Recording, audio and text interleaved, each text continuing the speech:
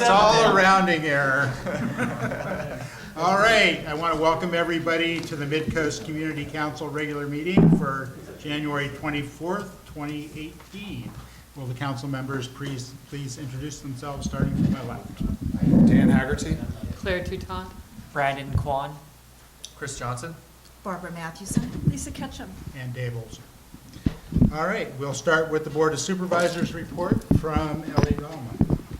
Alrighty, good evening everyone. My name is Ellie Dahlman. I'm here on behalf of the Office of Supervisor Horsley. I don't have much to update on today. I have 3 items. The first 2 are just brief updates on projects that have been ongoing that you're well aware of. The Parallel Trail. We're really excited that we will be receiving 60% plans on January 31st.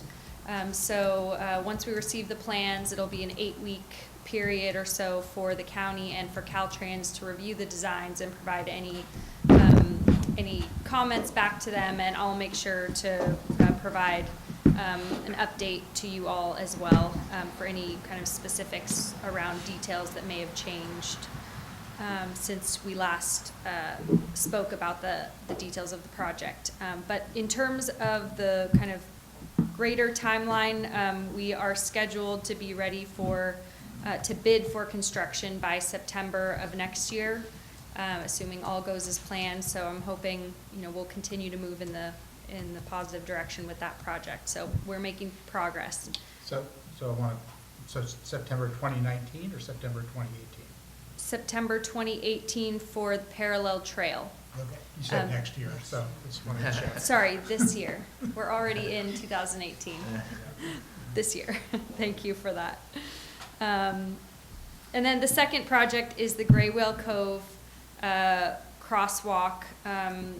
We actually, Dave Olson was at a meeting today, our second PDT meeting with Caltrans, which is kind of going over the preliminary plans as they are today, any design exceptions that we may have to Caltrans standards that they prescribe to all projects, and just making sure that we understand clearly what it is that Caltrans will need from us in terms of traffic, environmental reports, etc. So, and we are, in terms of construction for Gray Whale Cove, that one we are expecting next year.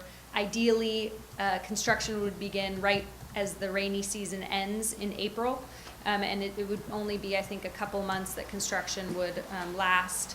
But again, that's, we're crossing our fingers and hoping all goes as planned, and that we kind of stay in very close communication with Caltrans to ensure that we get the approvals from them that we need in order to be able to move the designs forward.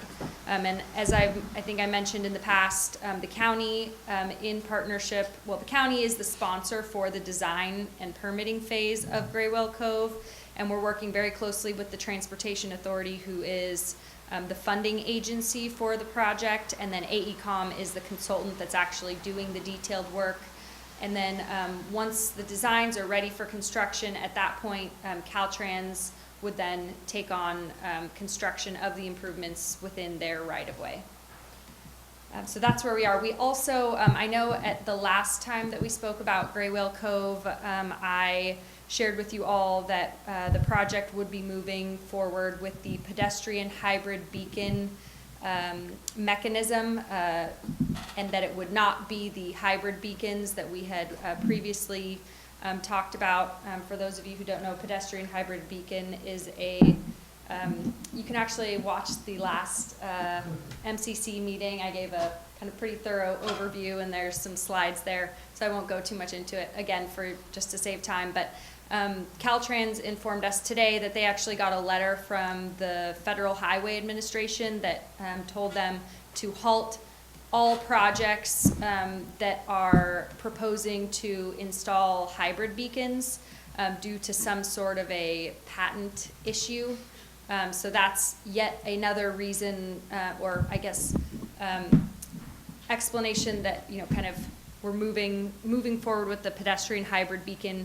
If we weren't already doing that, Caltrans would have told us that we must do that per the letter from the Federal Highway Administration that they recently received. I'm unclear. Could you Which one are we going to go with? The pedestrian hybrid Which beacon, is- which is the Hawk, right? Yeah, The it's Hawk also system. known as the Hawk Okay, system. okay. It's a kind of an overhead, it has 3 lights, Right. in the shape of a triangle. I presented how the lights function. When the pedestrian presses the button, the lights start to flash yellow, until it flashes red, until it goes solid red, which then, the pedestrian sign would turn green for the pedestrian, so the pedestrian could walk across, and once the pedestrian has crossed the street, it would go back to no lights signal to the traffic, so traffic would be able to flow freely. So we're referring to it as Hawk helps. Okay, I will do that, Hawk. PHB, Hawk is the same thing. So is the Hawk system the one with the patent issue also? No. Or is that the, The yellow. the other alternative Okay. that we are not moving forward with is it's called the hybrid beacons, which are kind of 2 poles or arm, the yellow flashing? yeah, on either side of the roadway that would kind of flash when a pedestrian presses the button. So any projects that Caltrans is currently in the process of designing or about to mobilize units to construct, they will have to stop those projects and go back and change the designs to remove the flashing beacons. Okay, so those are the 2 project updates. And then the last thing that I had, which is a little bit more fun, I think, is just kind of some information about a home and energy water saving toolkit. Has anybody heard about this? Check it out from the library, San Mateo County Libraries. So it's kind of like a toolkit you can check out for free at any of the libraries in San Mateo County, including the Bookmobile. And it contains no-cost devices that will help you to reduce energy and water use in your home.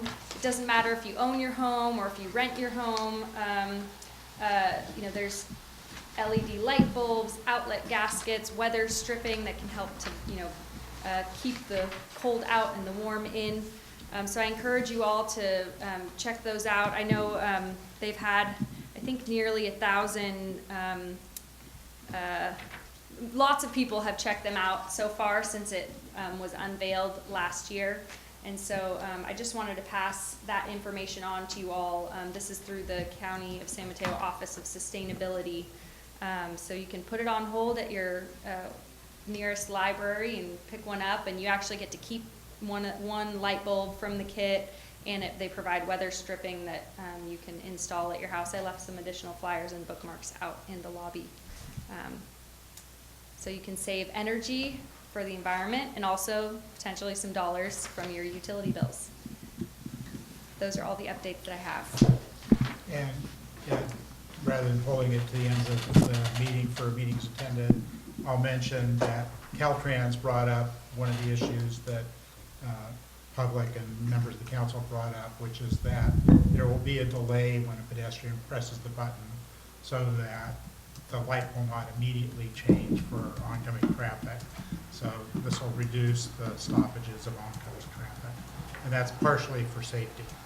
So that will help the traffic flow while still getting the pedestrians across the highway.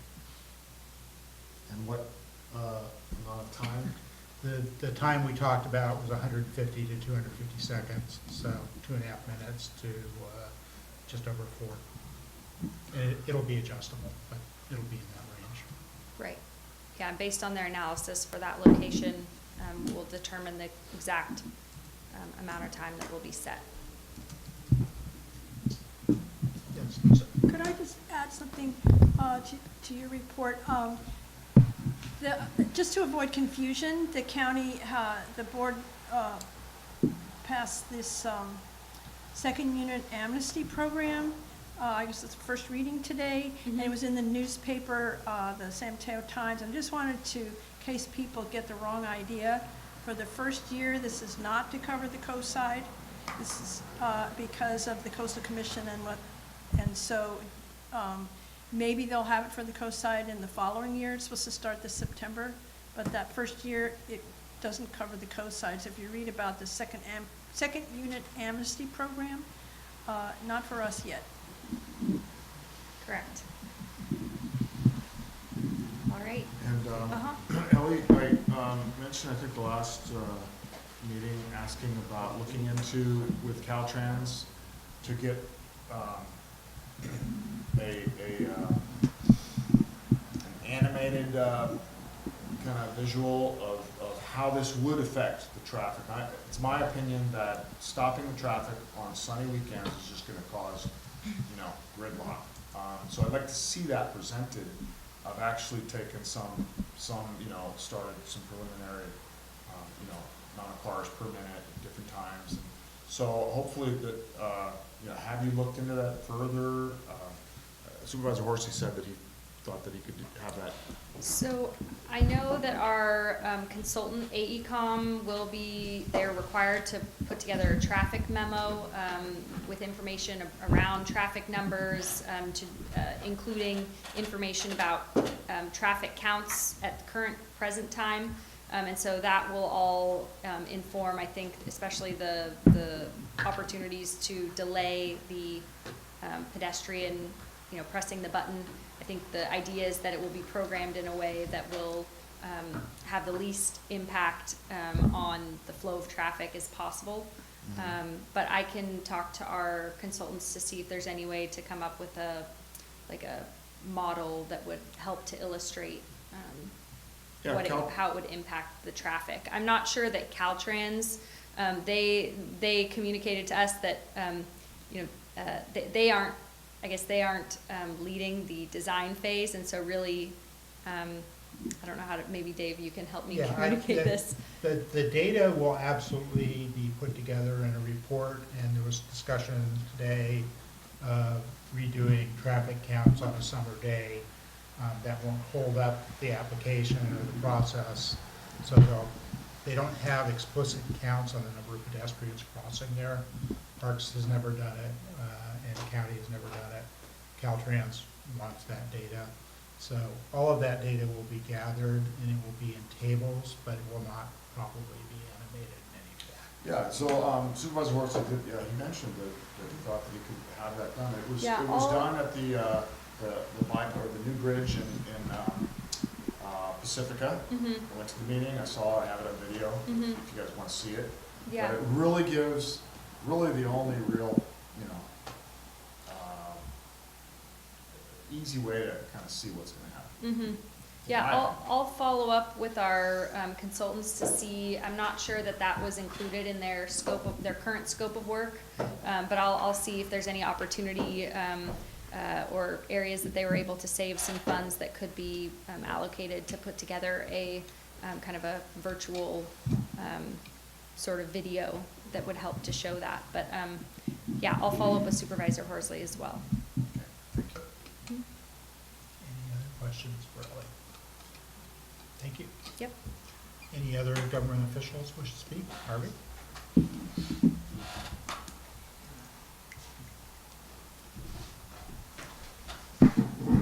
Good evening, Council. Harvey Rohrbeck. I'm now the Vice Mayor of Half Moon Bay, and I have a couple of quick updates that I think are of interest to Midcoast.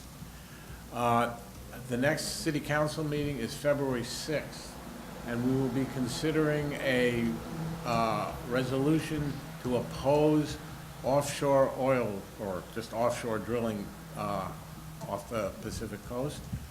And you're all welcome to come and contribute. You might be in favor of offshore oil drilling, who knows? I'm not. Along with the county's East Side Trail, Half Moon Bay is going to get the rest of the grants to complete a bike and pedestrian trail on the east side of Highway 1. It goes all the way from Main Street up to Miramar to the northern city limits. So we're going to get grants that are going to pay for, the county's going to give us 90%, and that's going to be in design very quickly. So that's going to happen. So that will be a Class 4 trail, which means it's separated from the highway. Then in addition, there's going to be a Class 1 trail on Main Street from Highway 1 to the Main Street, northern end of the Main Street Bridge, and that will be a so-called Class 4 trail, which is just a restriping of Main Street to make it safer for bikes to know which way they will be going so that they won't interfere with the car traffic. So that's in process. And the last, yeah. Just to clarify what you just said. Yes. The Class 1 trail is on Highway 1, the Class 4 trail's on Main Street. Right. And you say about the funding, I know you had applied for the grants. Have you gotten has the money been approved, or are you still waiting? And if so, when will you know? We're still waiting, but I'm pretty confident it's gonna happen. You turn us down all the time. Oh, okay. Better luck for you. And Yeah, okay. for those who might be watching this at some point in the future, that will connect to the parallel trail that Ellie was just talking about at Miramar. So then it will be continuous from Half Moon Bay all the way up to Coronado Street. Claire? Yeah. I have just a question on what you just said about a trail on Main Street in Half Yeah, Moon Bay. yeah. It seems to me as though, given the way the parking is there, it's a narrow street. How are you gonna put bike lanes in there? It just doesn't seem like there's room. I have the same concern. If you look now, there is a bike lane. It's about yay wide. So it's going to be not much wider. But I asked the project manager if they're gonna widen the whole Main Street. He said, absolutely not. It's just going to be a widening of the trail, the striping to mark it for bikes. Well, there's not much room for cars, is there? But Claire, I think Wait, to clarify Yeah, this. yeah. One step at a time. So I assume this came out of the bicycle and pedestrian meeting and the parks and everything. Yes, and the grant was part of that process. Yeah. So, okay. The Class 4 restriping, that's from 92 to the Main Street Bridge? It's further than that. It's on both sides of Main Street, from Highway 1 all the way to the north end of the Main Street Bridge. Right, so Claire, there's the answer right there. You're thinking of Main Street downtown with the parking. Oh, This yeah. trail does not go there, it ends at the bridge, from 92 to the bridge. So No, it's from Highway 1 to the bridge. 92 or Highway 1? Where the fire station is. No. No. All right, let's start all over again. The Class 4 trail that they are applying for, and I'm fairly confident we'll get the grant for, goes from Highway 1 to the north end of the Main Street Bridge. So the confusion It's is from Main the Street Chevron touches Highway station to 1. the Wait, north wait. end of the There you go. There you So go. so Yes. at the North Main Street. North Main to- Street, to the correct. bridge. Okay, Yes. not from Now we the got it. fire station. No, the fire station is not involved in this. Yeah. That brings me back to Claire's question then. Yes. How is there gonna be a bike lane when there's cars parking like Yeah. this on the side of the Yeah, road? parallel. I don't No know. cars parked in. There's not- in that They don't section. really have cars parked. No, that area does not have cars. So from Highway 1 Highway 1 north. to the north end of Yes. the bridge, Yes. that goes through, doesn't that go through all of Half Moon Bay? The Chevron station. Draw Flower Shopping Center. So it's going to go through that To the side bridge. street by the Chevron, right? Yes. North Main Street. All right, Okay, that- look, I Past put the a high post, school. I posted All right. this, I posted your grant application on our website. Okay. And I didn't think to put the picture of this section you're talking about. I did put the plan for the segment going up to city limits, but if you're that interested, I'll add that link to the post that shows, because your city council staff report had it all in there. Yeah, And yeah. I'll link that to you. I didn't realize people would be that interested up here, on the Main Street part of it. And it goes, and then from the bridge, it goes down through, somehow you get to Cunha without going on the rest of Main Street. It looked pretty cool. Wait, there were actually 4 applications. 2 of them had to do with Highway 1 East Side Trail. The third one had to do with what I'm just talking about, which is the restriping on North Main Street, and that includes restriping across Highway 92. There was a fourth application, which was not, which was to study a possible extension of a trail along the creek, along the property that right now belongs to the Menitis family. And just, again, the study, having a bike and pedestrian bridge across Pilarcitos Creek at Purissima Street. No guarantee that's gonna happen, so this is just a putative study of what possible alignments there could be. Okay, that's the fourth of the grants, but that was not for a project, that was to study the possibility. Bill? Who are you applying for the grant stuff? SMCTA, the San Mateo County Transit Authority. What's the measure? Okay? Great, thank you, Harvey. I got Anything one else? more. We have just appointed as interim city manager David Bosch, who in the past had been the executive of San Mateo County. He had been the city manager of Menlo Park. He's currently, or just completing a term as the executive in Placer County. So he will be our interim city manager. He will not be the permanent. His contract can go no further than December of this year. So we're going to be looking in that time period to select a new permanent city manager. Great, Thank you. thank you. Any other government officials wish to stay today? Does anybody on the council have announcements? I don't see anybody. I've got a couple. So Samtrans is having 2 coast-side meetings to talk about the Samtrans coast-side study for transit. One of them is in Half Moon Bay on Tuesday, January 30th at 6:30 p.m. These are listed on the MCC website, by the way.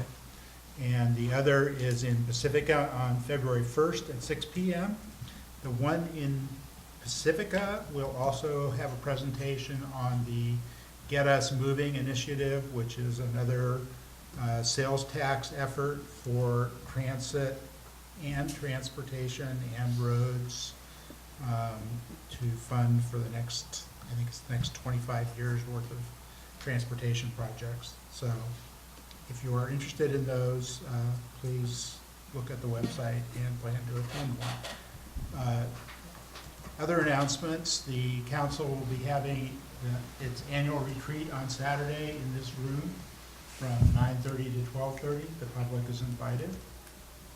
And also on Saturday, overlapping that, but starting earlier, is the annual GCSD, or sort of the quarterly GCSD large item and electrical recycling over here in the Burnham Strip.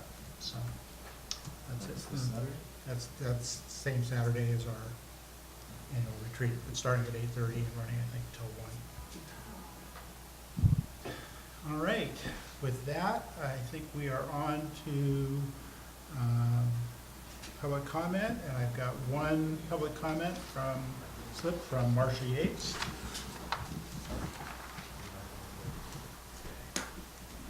Good evening, MCC, and thank you. My name is Marcia Yates, and I'm from Mouse Beach. We're facing a lot of large developments on the Midcoast in the next few years. Pacific Ridge has just been approved.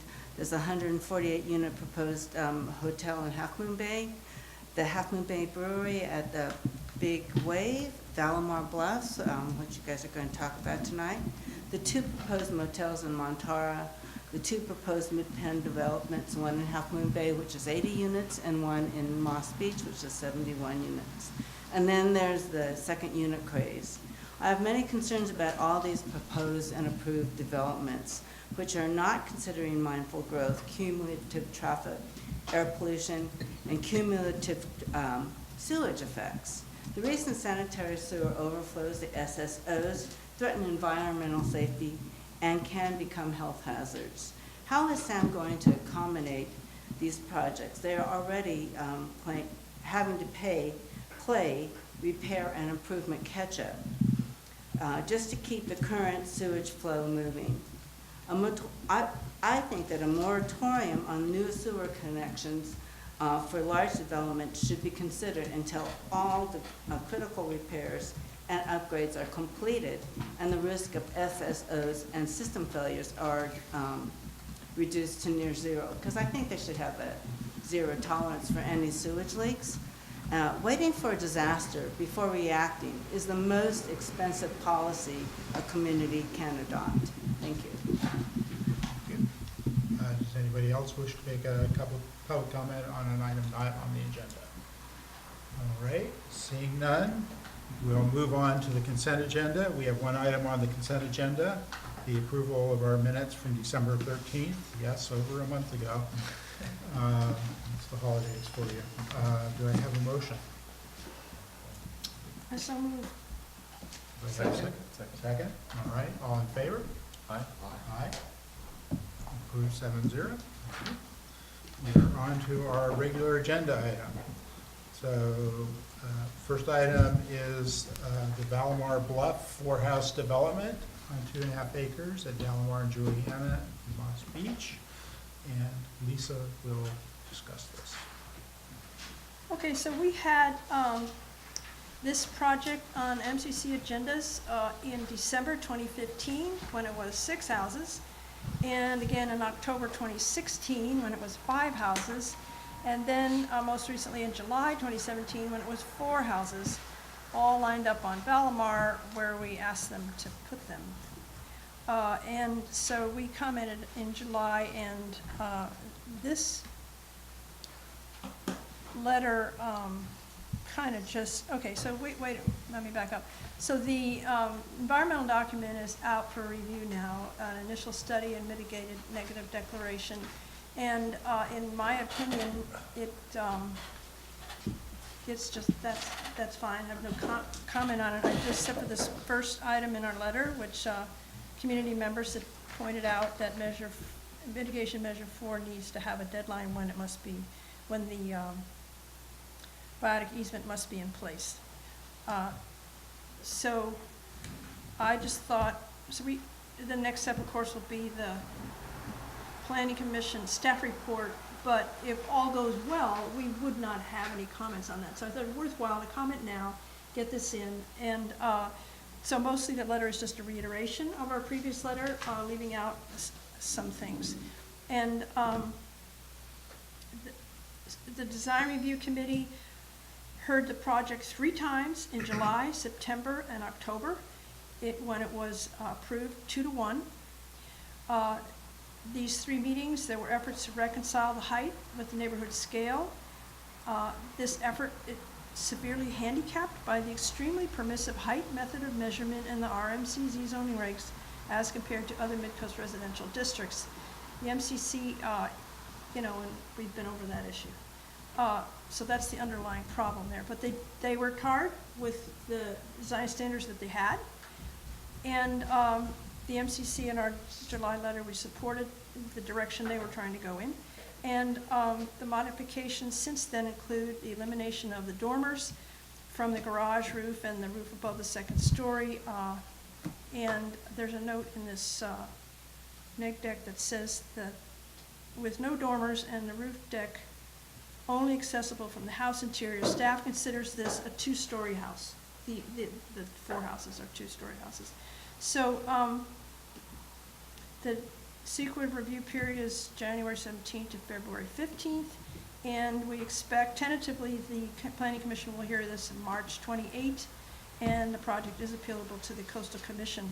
So as you know, I've been working with Lenny Roberts on this, and she's been meeting with the applicant, and I sent this draft to him. He couldn't be here tonight, but he is fine with all these things we're asking for. And so I talked about the biotic easement, the perimeter fence, public trail, those things were in our letter before, and then the coastal hazard conditions that we would like included. Now, the issue with that is, if the project gets appealed to the Coastal Commission, they routinely add that wording.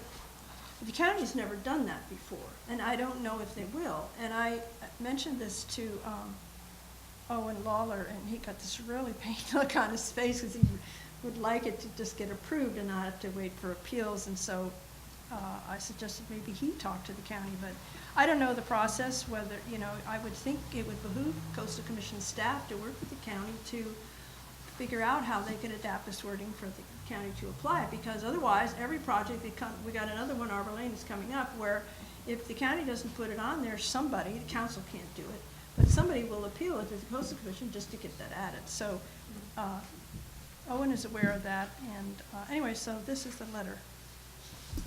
Any questions? So I'd like to hold it to just clarifying questions from the council, then go public comment, and then we'll come back for discussion. Anybody? Maybe Chris has something to add from being at the CDRC meetings? The thing I would add, not really, but the thing I would add is that a 2-to-1 vote, while it sounds like, well, it's a 2-to-1 vote, to me, being on the CDRC for 6 years now, that's a significant result, in that usually, especially after 3 meetings, the result is almost always 3-0, that it's worked out, that it's satisfying. So I wasn't there when that vote was taken. I'm guessing that it was the community representative that voted to not do it. I think that's significant. The community representative is appointed to the CDRC to represent the views of the specific community that they live in. The architects don't necessarily even live on this side of the hill, although one of them does, lives in El Granada, the other one is from over the hill. That's irrelevant in terms of their objectivity. But to me, it's significant that after 3 meetings, it came to a 2-1. The other point I would make is, well, 2 more points. One, in a perfect world, I'm saddened because I ride my bike by there several times a week. It's gonna be disappointing to see houses there. That said, the work of the MCC, and I wanna specifically call out Lisa, and the CDRC, including Melanie Holcomb, who is the community rep, they have done an amazing amount of work to get this project to at least a palatable condition. And I think they've done a lot of work, and I think that Owen Lawler should receive some commendation as well for not digging in as fully as could be and being open to some of these changes, understanding, you know, feeling the pulse of the community and the situation. And so, while I'm not sure that there's anybody in this room that would be like, yeah, let's build there, really, the efforts of the community organizations and the people that were put in place to represent the community, in my opinion, worked the way they should have on this project. From 7 units to 4 units, the lowering of the roof, the moving back from the edge. I mean, everything that was on the wish list to begin with, to some extent, has been addressed. Again, I don't think anybody really wants something to be built there, but given the original plans that we saw, and even each iteration it gets better towards what is acceptable in this community. And so that is my comment. This, to me, is the icing on the cake of, like, we're really down to like a couple of points, and the addition of the coastal hazard conditions, I like that at the Arbor Lane house. We had a letter about that as well. I think that's a good inclusion, and I would say, yes, I would ask the county, why not just take the proactive step and start requiring these? But no, those are my comments, Lisa, and I support this letter. I do not have any clarifying questions on this. I looked at the neg deck. I mean, you can always quibble with how they decide whether it's the level of acceptability, but again, I think that the process worked on this project, and I support this letter. Thank you. Is anybody on the council? Go ahead. I think this is a clarifying question. The second point in your letter about the width of the trail and the necessity to keep people from falling off the cliff, essentially, by moving it back. As the trail moves eastward, what happens to the biotic easement? It just gets smaller? Okay. Yeah, it's a choice. You're gonna walk on the plants or not allow people to walk there. I think at that point, we'll let them walk on the plants. You don't move anything closer to the houses? Well, the county hasn't stepped up yet, but we asked the same thing last time. We said somebody has to come in before this is finalized, and I assume this is gonna be county parks or something, and say, safe width for the trail is whatever, say 20 feet, whatever. And the fence has to be, in other words, the fence would need to be at least 20 feet from the edge of the bluff. And so if it erodes and it gets less than 20 feet, they have to move the fence. That was the idea there. And like I say, Owen agrees with all this stuff. Right. The problem is you can't move the biotic reserve because it is where it is, because it's the right conditions. It might move itself? It's possible, not likely, but it's possible. One thing I want to point out, I mean, I know everybody's thinking, oh, what a shame to have to build houses there, but I spent a considerable amount of time over there the last couple of years weeding, and it's beyond one person to restore that. It needs the resources that these property owners are willing to provide, because if you're not a plant person, you may not realize, but weeds can destroy that habitat, and they are destroying that habitat.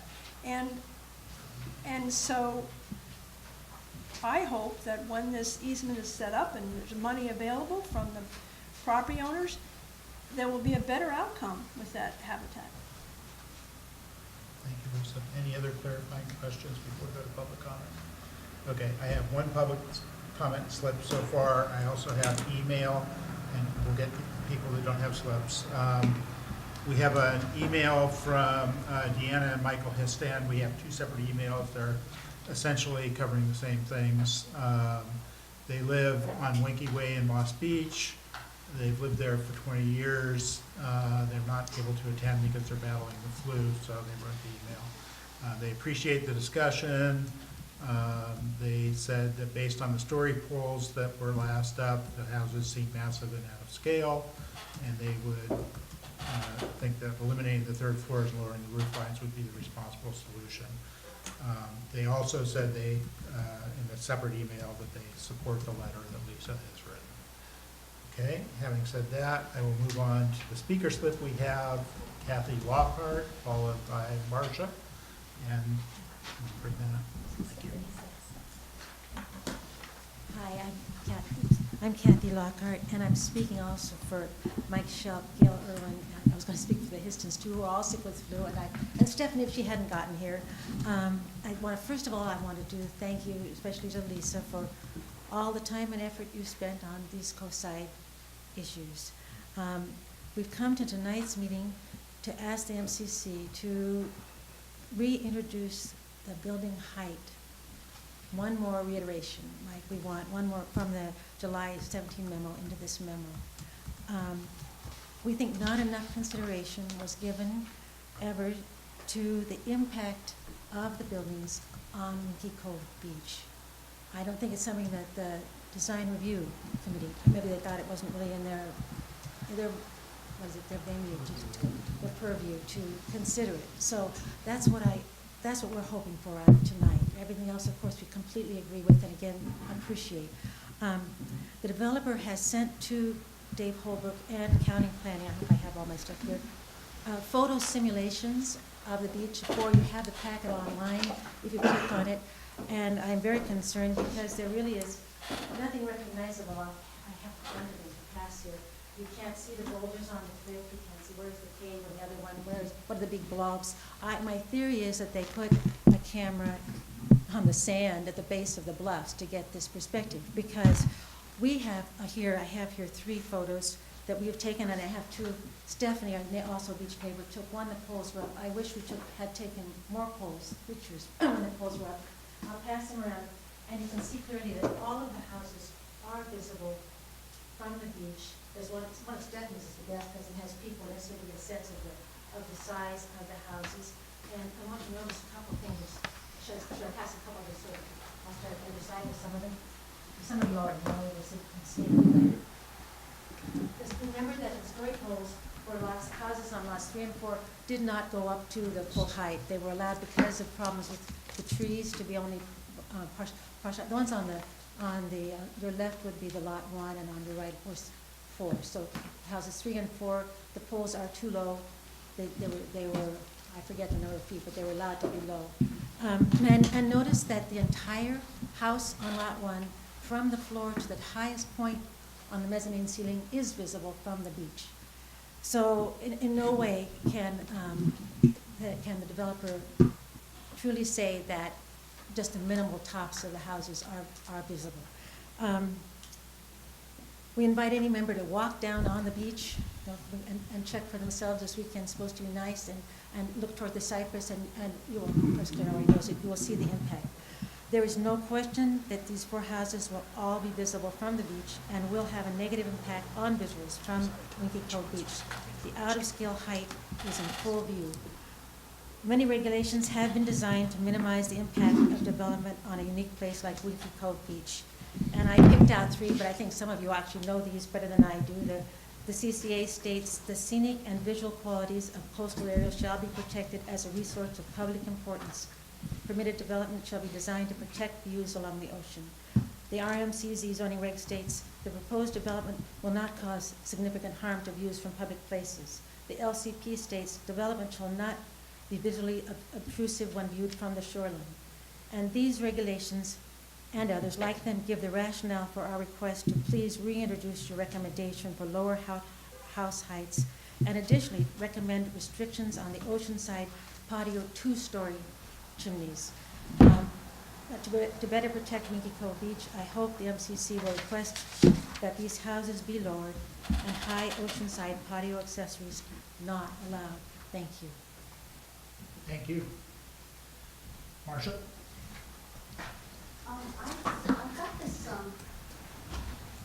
I got this report from the city of from the county of San Mateo saying that this is the initial environmental study for Valamar Blocks, and it says that it is the San Mateo County current planning section has reviewed the environmental evaluation of this project and has found that its probable environmental impacts are insignificant. Did you guys get that? Yeah. Yeah? Okay. So I was really bummed out that they were insignificant. Sorry. The report's linked on our website with this meeting tonight. There's a link to the whole document. You can read it, how they came up with that determination. And unfortunately, for better or worse, environmental impact reports have a very strict definition. There's also some interpretation that's typically held separate than the facts, and the interpretation is the part that we're all discussing right now. Stephanie Sills? Hello. When these story poles were up in July, I walked the beach with my kids, and I think some of the photos Kathy has just shared with you, but I printed some copies today of some others that I had just to show that the renderings from the developer look like fiction to me. Not only did they depict the greenery around these houses as being very full and lush, but I remember from prior plans that many of those trees were marked for elimination, and so both the scale of the homes in their renderings and the landscaping around those homes seemed completely unrealistic when you look at the photos that I took just a few months ago. And again, as Kathy mentioned, those story poles didn't represent the full height of all of these homes, and they are completely visible from the beach. Even my 7-year-old daughter could see. I think that the pictures that they provided in their renderings were, you know, a camera placed on the sand very close to the bluff, looking up at a specific angle where it would make it very difficult to see, but none of us are 2 inches tall. So I just wanted to provide my photos as evidence to the contrary, and ensure that you could really see that these would have a very imposing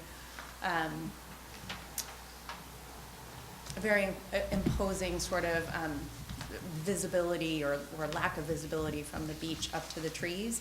And I also just felt that I have a couple of other printouts that I don't think Kathy shared from behind the story poles looking out to the beach.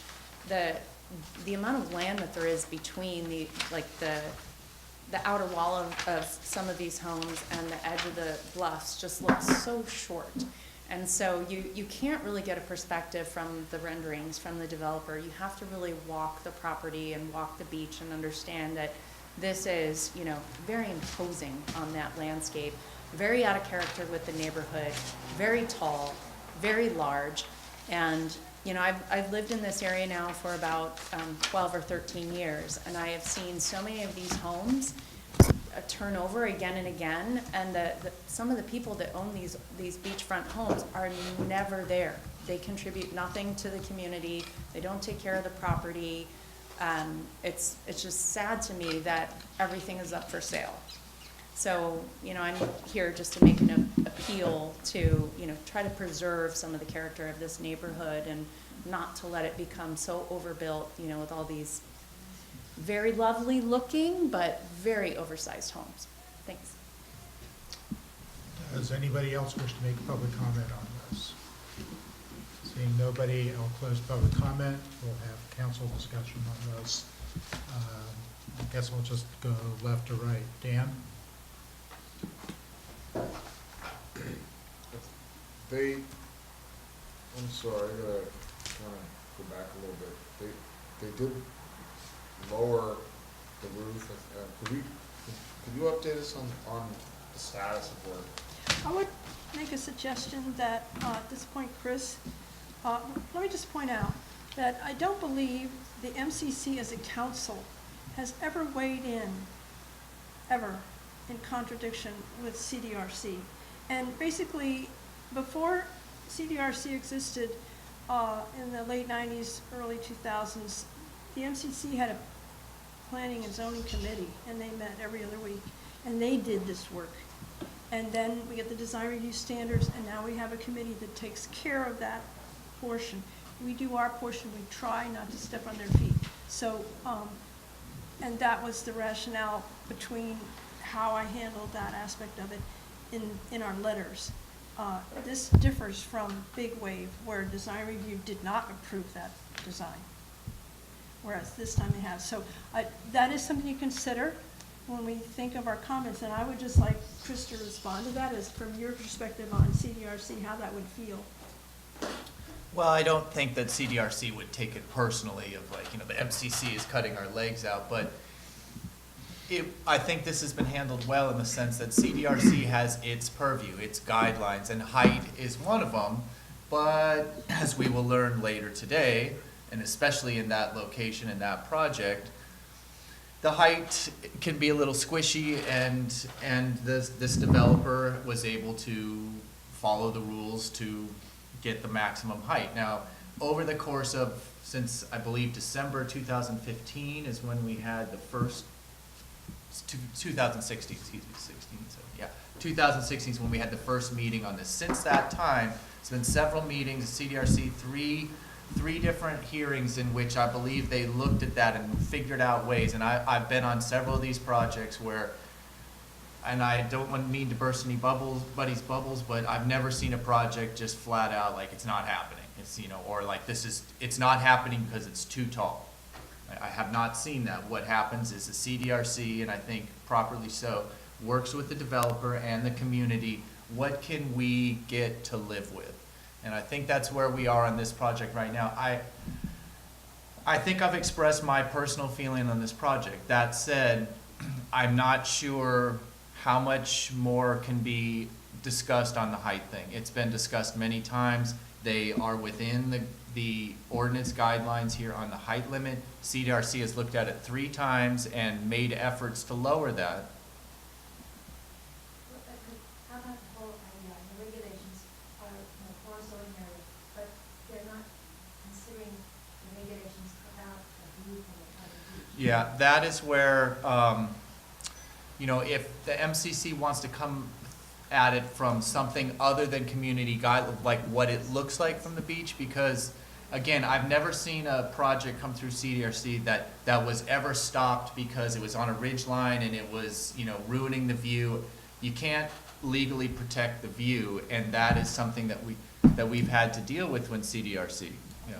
You guys can't, but I thought that's part of like the coastal commission, I thought it was part of the LCP, that you can stop a project because if it destroys, they said can't cause harm to the, and I'll call that verbiage, you essentially can't cause harm to the unfortunate view, okay? But that, I'm sorry to interrupt, but that exact phrase right there is subjective. What is harm? That you can't see anything, that you can see the full house, that it's got a, you know, like a, Okay, so we've closed public comment. We'll address this. Lisa explicitly asked about CDRC. I think Chris has answered that part. I'm sorry. So, I will wrap it up real quick. Chris, Dave. No can I just problem. ask this direct question? I know that the height was an issue when this was brought into this room, what was it, about 6-9 months ago? So from that point, my question to you is, did they ever lower Yes. any? Yes. By how By much? how Yes. much, yeah. I can't give you an exact amount, but I believe at least twice the original height limit has been lowered down. And what I would, I'm And sorry. they've moved the houses, so it makes it very hard to judge relative height.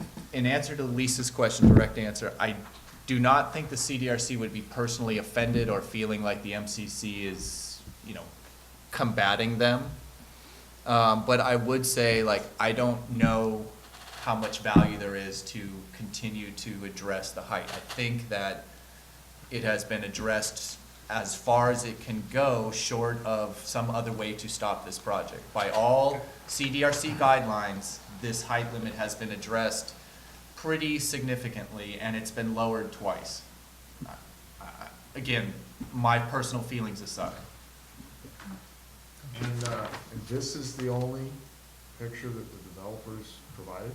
There's another one of The houses the would be, houses, there's an aerial house, two on the beach, one in North, that's the one in North, exactly the houses. There were story poles up. This is Right. very, those pictures are very new, and I agree that renderings, generally that's the case. It's like, what, are you kidding me? So I would just not even consider those renderings. They're just sort of annoying.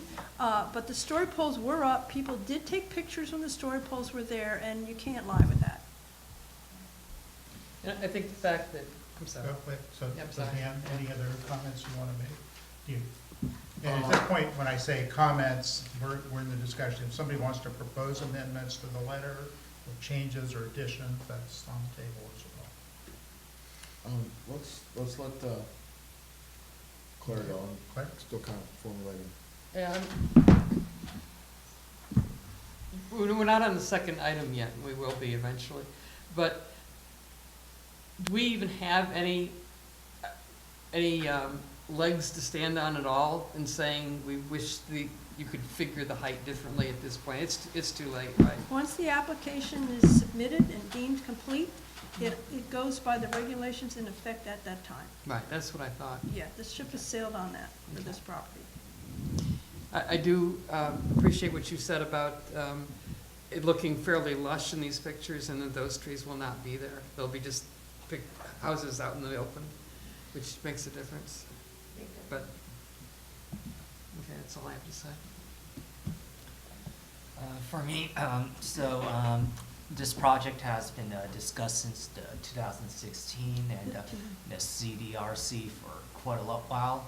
The CDRC approved this project.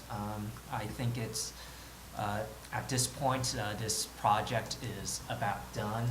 It's going to be approved, has followed all the regulations as it has, and I think that there's not much more to it as of right now.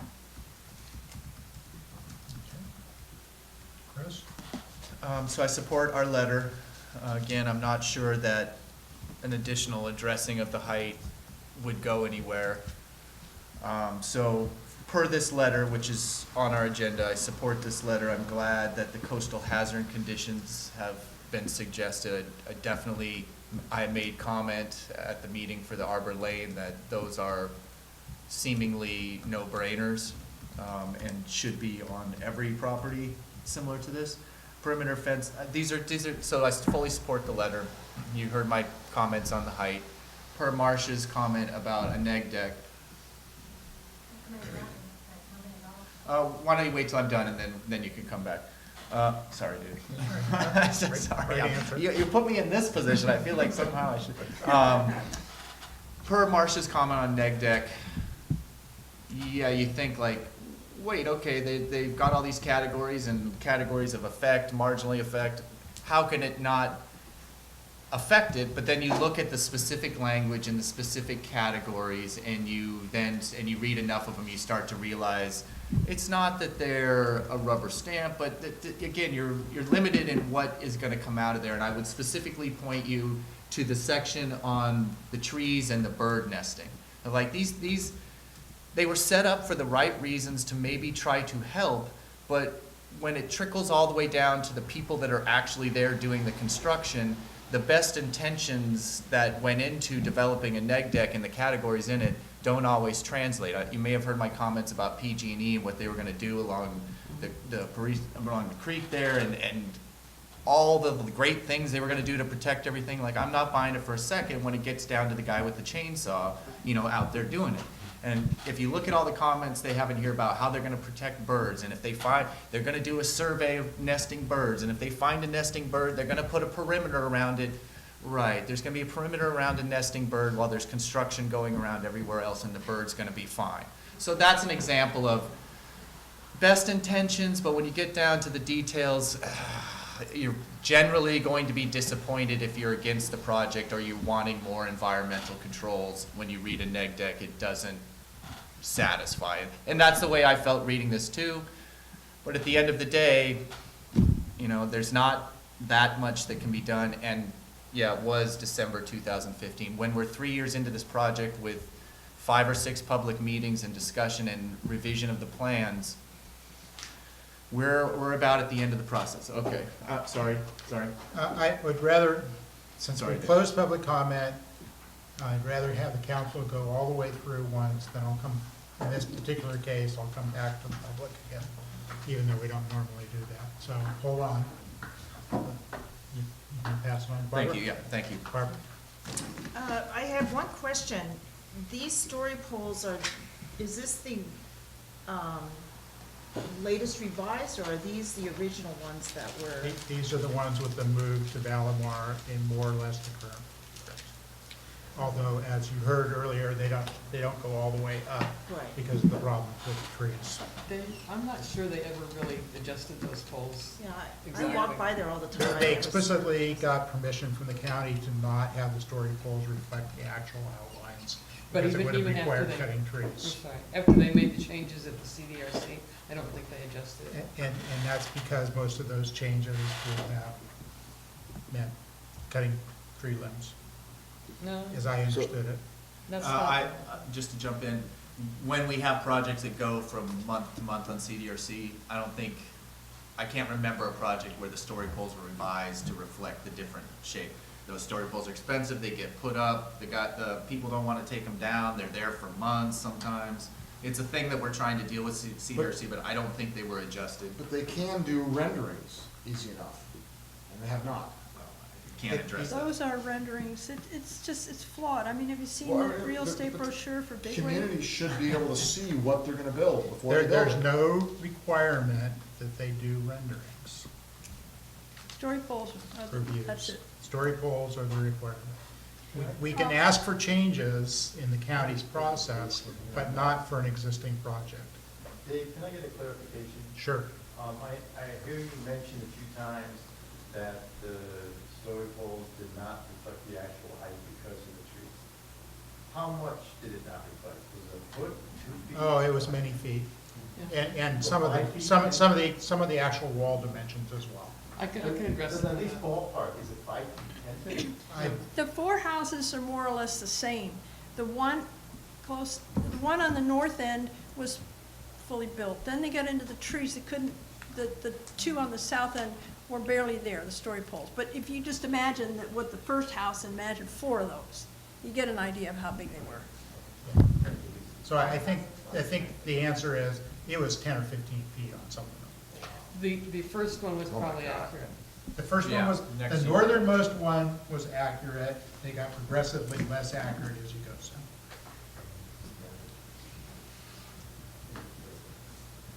Anything else, Barbara? Well, again, like Chris, personal feelings aside, I do think they've compromised quite a bit, and I do agree with our letter. Lisa, anything you want to answer, say, change? God, I had it, now it's gone. I think, I appreciate your comments, Chris, from that side of this whole thing, and another reason I'm reluctant to go into specifics on the houses, the design review aspect, is that, your committee spent 3 long meetings going over this and going over the plans and the architects and in detail about it, and there's no way we can second guess that, and I don't think anybody here would want to go into that. And the evolution, all the stuff is posted on our page on this project, and the evolution of how these houses looked, after a while, let me just cut to the chase. I think, having worked hard on this since 2015, of all the things that I've worked on this council, this is probably, feels to me like the greatest victory, this project, and I'm really pleased with it. And I know it's not nothing, I mean, there's gonna be houses there, but overall, considering you have to let them build something, I think this came out really well. That's it. Okay, I'm going to make my comments, then we'll reopen public comment questions. So I do want to explicitly call out that Owen Mueller, as the developer on this and the representative of the property owners, has, as Lisa said and Chris has said, been far and away the best interaction with the community of any significant project on the coast in many, many years. He compromised quite a bit, even early on, before most people even saw much about this project. He was compromising. We had a lot of help from Committee for Green Foothills, and particularly Lenny Roberts on that. And there comes a point where you can keep asking for more, you can push for more, and at some point, the property owner or the developer is well within their rights to say, I've had it, all that compromise stuff, tossing it out, we're starting all over again. And I'm not saying that Owen would do that, but he might also get disgusted with it and sell it to somebody else who would. I'm not happy with the size of these houses. They will be 4 of the largest houses on the coast, not the largest by quite a bit, but 4 of the largest houses. They've moved them places where the views are not that affected. And to answer some of the earlier questions, generally the Coastal Commission is concerned about the views to the shoreline from the land. It's very, very hard to develop along a shoreline without being visible from the shore, be that the beach directly beneath it, the beach south or north of it. It's pretty much impossible to develop without being seen from the beach. So under current rulings and practices, saying that because it's visible from the beach, it shouldn't be built, I could wish that was the case, but in practice, that's not something that's ever going to make it through the county or the Coastal Commission, and the developers all know that. So I'm not happy with the project, but I'm very, very, very happy with the process. All right, so I will open it up again. Can I just add something quickly? Sure. So, after looking at the picture and seeing, and understanding now that the one full story pole house will be, populated out for the 4 buildings.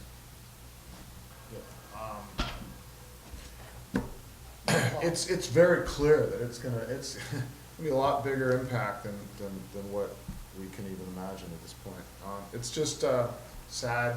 It sounds like the only possibility at this time to do anything would be a appeal to the Coastal Commission. I find it sad that is, I know that the size, the scale was an issue when they first came out. That said, I do like the letter. I like, I know there's been a lot of hard work, but I just wish, I really wish that the scale could have been reduced. Kathy, can you come back up to the podium so the video will pick you up? Well, the first time I raised my hand was just to say that when they were doing the height, nobody seemed to know how much they'd gone down, and a couple times they said, and I think it was like only 2 or 3 feet the ridge line. At one point, I could have told you exactly, when they went from 32 and a half to 30, or on each house, I could have told you, but despite the fact that it was a couple times, it certainly wasn't any major change in light of the whole starting point of 32 and a half feet straight up. And of course, they did set it back in. And so, return to you guys, again, I appreciate the effort and the time here and that you all give. And I feel very sad if you do have to go to the Coastal Commission. I feel that in California and the West Coast, I feel like we do have restrictions that are beyond the zoning restrictions for an area when a public beach is so significantly affected. And I don't think this is the place to have the 3rd floor mezzanine decks or the 2-story garages that they don't have to have here. But if I understand completely, if the MCC thinks that the wise thing to do is for them to do is to send it on to Dave Holbrook without adding that section. Did anybody else want to say anything that hadn't been already been said or answered in the public? Sorry. Stephanie, thank you. I just wanted to point out that the house that has the story poles that most accurately represent the height of what would actually be built in these photos is the farthest away. And so also think about perspective. It looks the smallest, but in actuality, when you're down there on the beach, I mean, these things look like they are so close to the bluff's edge and so large.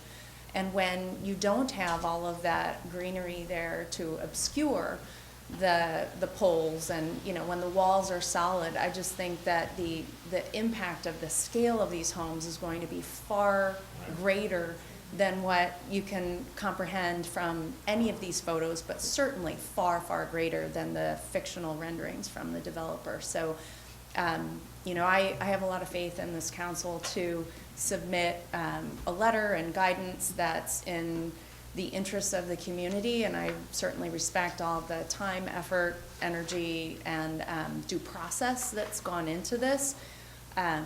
But, the scale of these houses is just unnecessary, period. Anybody else? Bill, Marcia? Anybody? Okay, I want to bring back the council. I'm getting the sense, before I go to Lisa, I'm getting the sense that nobody on the council wants to amend the letter to discuss height limits. We do have a height limit agenda item.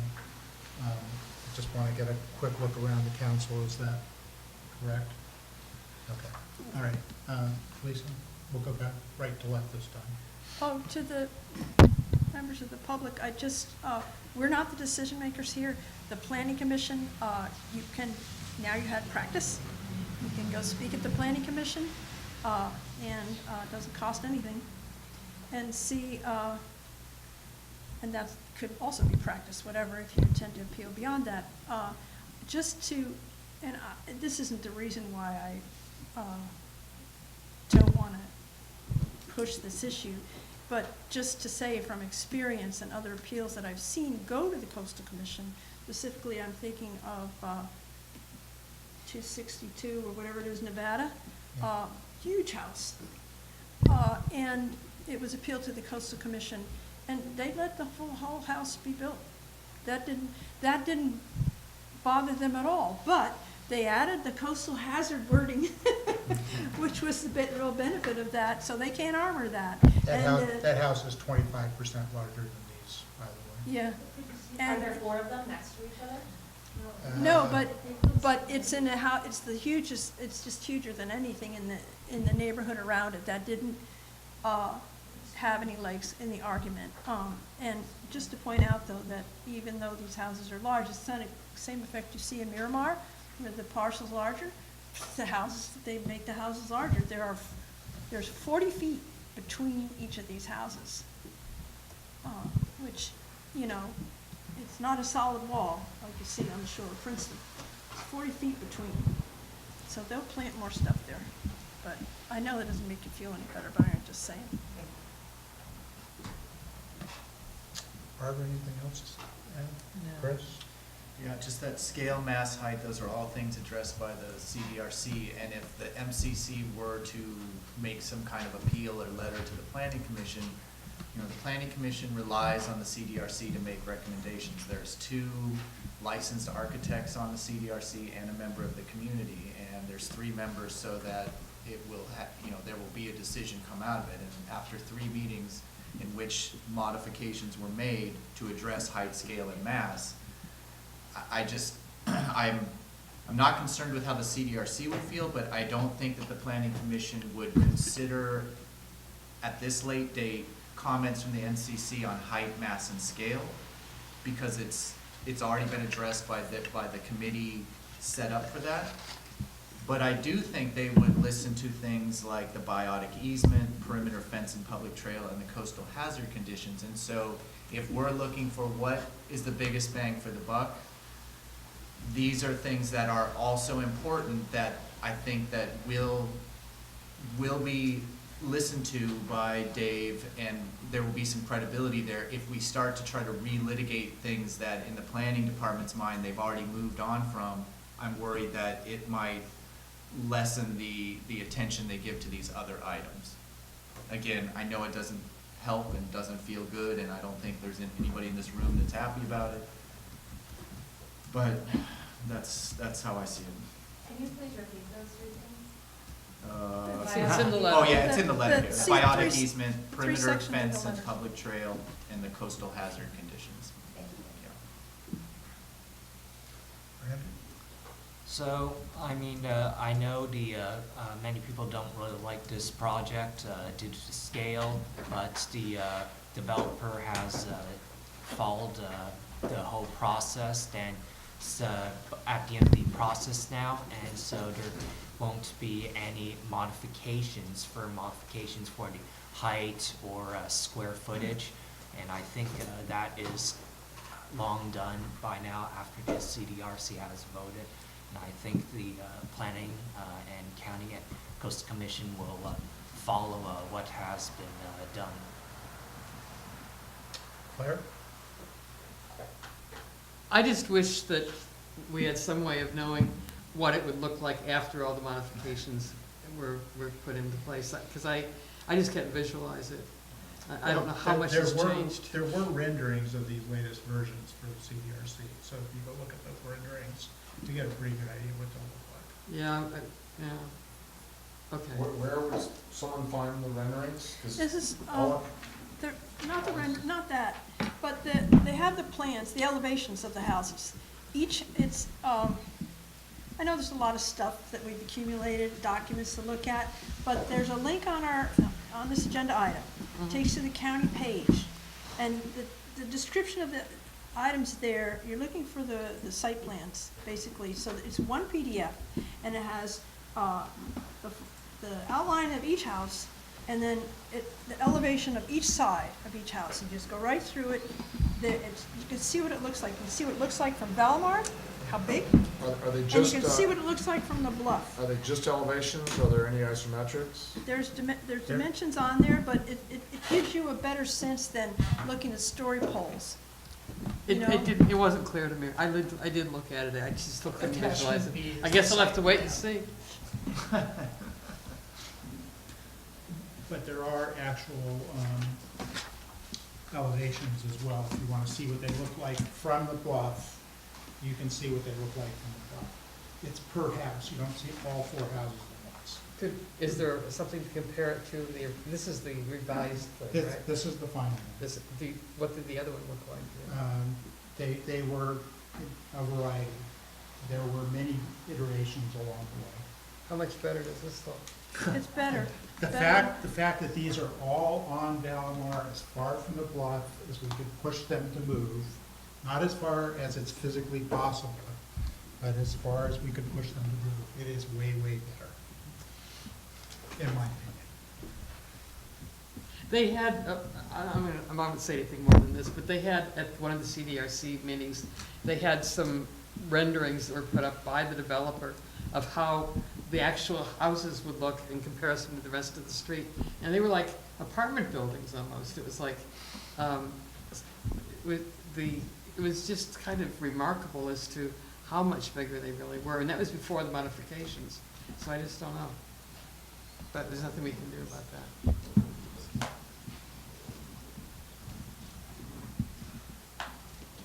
Yeah, if you go back and look at Appendix N, they have photo simulations of the houses as well. So they're all there. They did a pretty good job on that. Better than some of the other projects on Airport Street that I won't mention.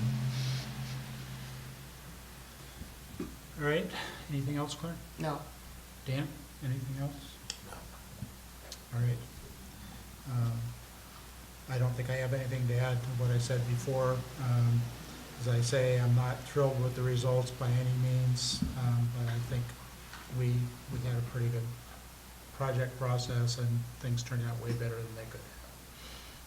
So, damning with faint praise perhaps, but I do think that Owen and the other people on the project went way above what most developers on the coast do. All right, with that said, I'll entertain a motion. I move that we approve the letter as currently written. A second? We have a motion and a second. All in favor? Aye. Carries 7-0. Thank you, everybody. And as Lisa said, for members of the public who are either here or watching this video, this will come before the Planning Commission. You can appeal it there if you want, and you can keep appealing. But I think all you're going to do is slow down the project. I don't think you're going to get it changed. It's not appealed at the planning commission. Sorry, thank you. They will make the decision. They will make a decision. You can speak at that meeting. But it's really not up to us to predict what's gonna happen. No.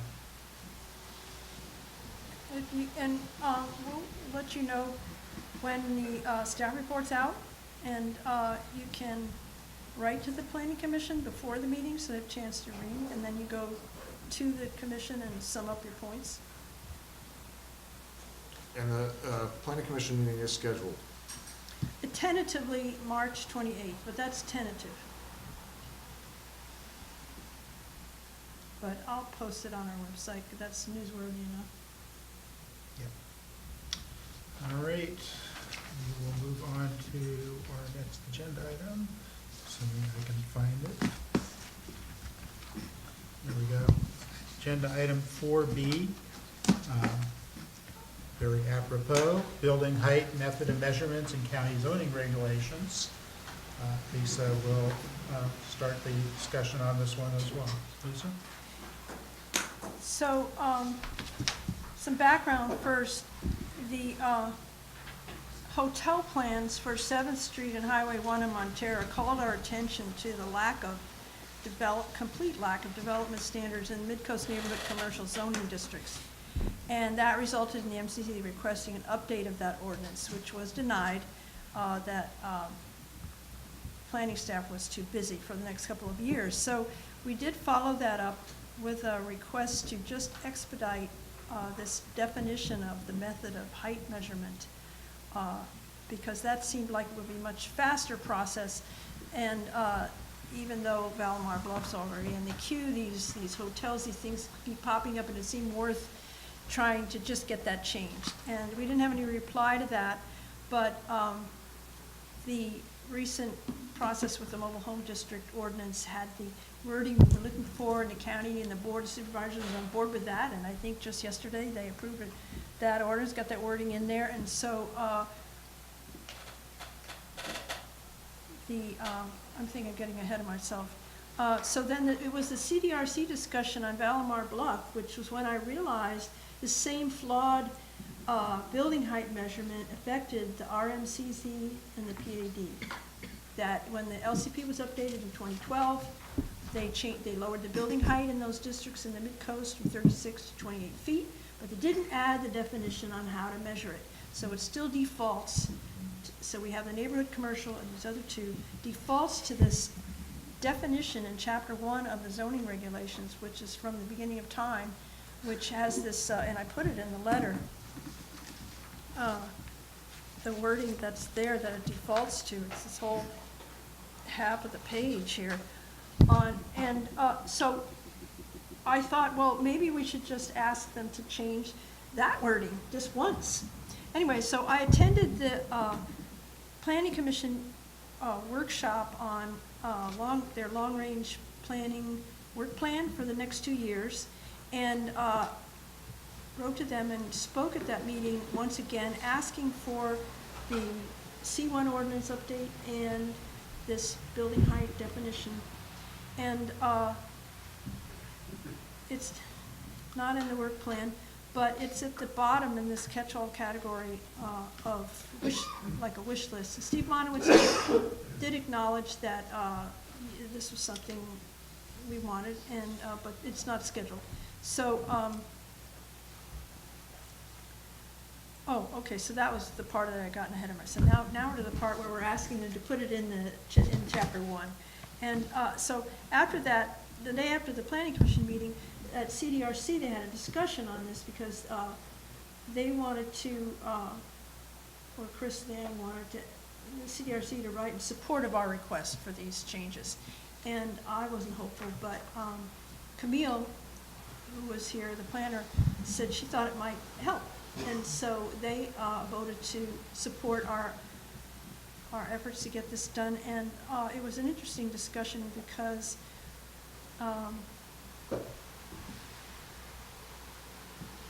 this was from the letter where I said that the county's antiquated and extremely liberal averaging method, those are Camille's words. And I asked her, I said, so staff would prefer this simpler wording. So there's no objection from staff to what we're asking for as far as how it's worded. It's just they're too busy to go through the process. And also it was interesting that confirmation that CDRC members agreed that the height limit was a key point, that if we could get that fixed in the zoning regs, it would really make their job easier trying to reconcile projects that come in with neighborhood scale. So hence the letter. And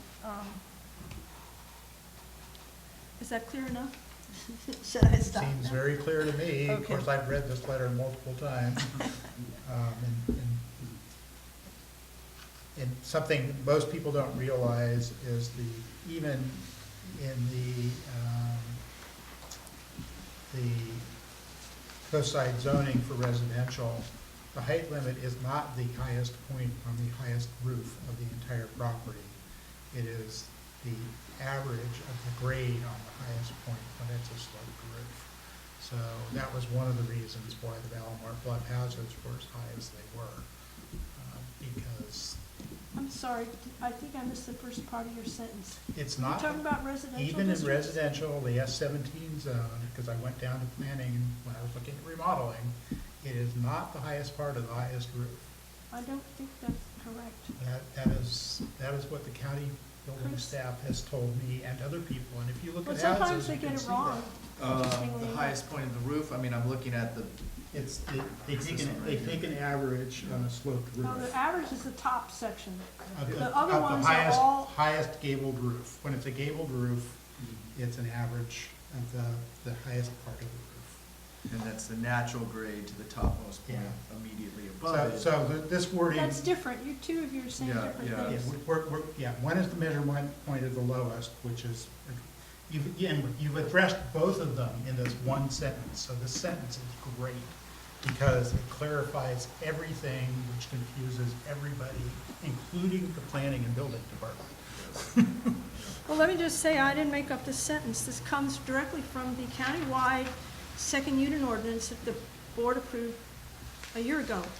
And clearly, each time they update these residential overlays and zoning districts, they keep refining it, and it gets more like this that they ended up now. And that's why I checked with Camille at the CDRC meeting. I said, you know, is this correct, that this is direction staff prefers? Yes, she said. And so this is the wording that they've come up with now. And this is the one where in the new mobile home district ordinance where we asked them to put this in, they put it in. So clearly there's no objection. It's just about how to get it done. And at the long-range planning workshop, the District 3 Planning Commissioner, Zoe Kirsten Tucker, said, you know, they had a lot to do, and maybe they needed more funding. And Steve Monowitz said, well, they're already full. They don't have enough space for more staff. So I don't know what the answer is, but clearly it's just a matter of prioritizing. And hopefully CDRC's support will help. And hopefully this latest idea will make it easier. I don't know. All right. I don't think there's any clarifying questions. I do, actually. Oh, you have a clarifying question? Okay. Okay, so Lisa and Dave, please bear with me. I'm easily confused. I've never been able to fill out a form in my life where I didn't stop and go to my wife and say, but it's asking for this. Like, I don't have that answer. So I get bogged down in the specifics. I'm a little confused exactly what the specific of the letter in terms of what we're asking. Desired outcome is consider follow-up comments. And then I've got highlighted first, second, third paragraph that starts in order. I'm not, we're considering follow-up comments, but we're asking for advice in the letter in order to expedite the MCC request. Would it be more efficient to update chapter 1 definition with this one sentence question mark? I was just being polite there. I wasn't telling them they ought to do that. I'm not Okay. sure if it would be better, but would they please consider it is all. As far as our desired outcome from our meeting, that was just a variation on that. I hope we approve this letter. Okay.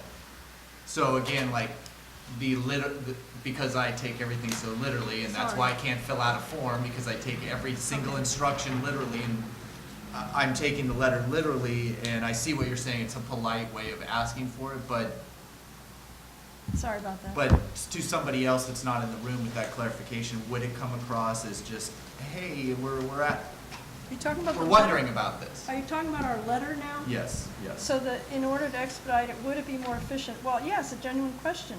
And the assumption Yeah. is that if it is more efficient, then they will take that approach.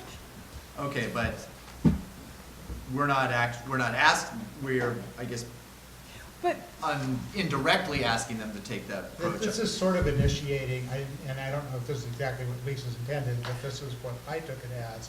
We're initiating discussion with planning and building and trying to find out what the best answer to achieve what we want is that the building and planning Okay, department well, would agree with. let me ask you this question. Will planning understand that perspective, or will they look at it like me? And what are you asking us here? Yes, Okay.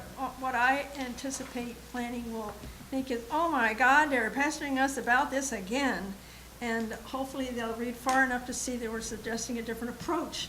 But basically, we want this definition in the Midcoast. I don't care about the rest of the county, but I mean, if you cared about the rest of the county, yeah, this would provide clarity and consistency. Why should the county need these different methods of measurement? It makes no sense. So I know we've written a couple letters before, and I think we have said, could we have this? We want this. Would it be more effective? I'm asking it as a legitimate question to you, the author of the letter. Would it be more effective to say the MCC wants this, as opposed to, kind of? No, because that's not what we want. We want this definition in the C1, the RMCZ and PAD in the Midcoast. That's what we want. Now, That seemed simple, because it's just adding a definition to each ordinance. But Camille said, well, they have to open up an ordinance, and there's 3 of them. So I thought, well, maybe there's a better way to do that, that's all. And it's just another chance to put it in front of them, to put it in front of Supervisor Horsley, that maybe he will think it's worth him speaking up for us. Okay, and then are we going to be taking a vote on this letter? Because the desired outcome is considered.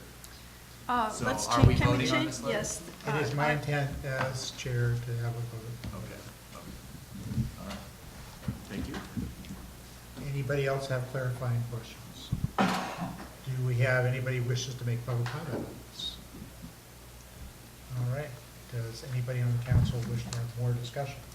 Not discussion, but can I make a Discussion or closing amendments comment? or whatever.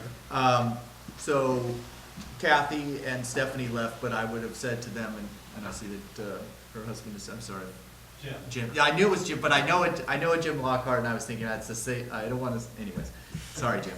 And I would say to them, like, this is the issue that we're facing at Valamar, that we had to deal with Big Wig, that the zoning is problematic, and that allows them to get that extra height in. The developer was following the rules, the CDRC followed the guidelines, but there's a flaw in the system, and this is the flaw, and this is what needs to get fixed.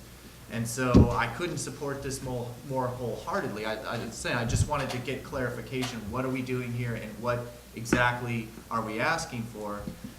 Yes, please, county, there's no acceptable reason for me for any foot dragging on county's part. We've talked before, this was done, I think in Menlo Park, it was done for the mobile home ordinance like that. 2 years, why?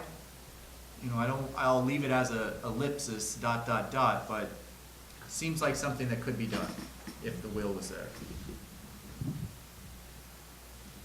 Okay. Anybody else? All right, I will entertain a motion. Well, I move that we approve this letter to Supervisor Horsley and Steve Monowitz. Do I hear a second? I'll second. Thank you. All in favor? Aye. Aye. Carries 7-0. Thank you, everybody. Thank you, Lisa, for promoting this issue. All right. I think we're on to council activities. Barbara and I went to the Coastside Cannabis Coalition meeting last night. You want to comment on that? Sure. They're a grassroots group of about, I don't know, there's probably about 20, 25 people.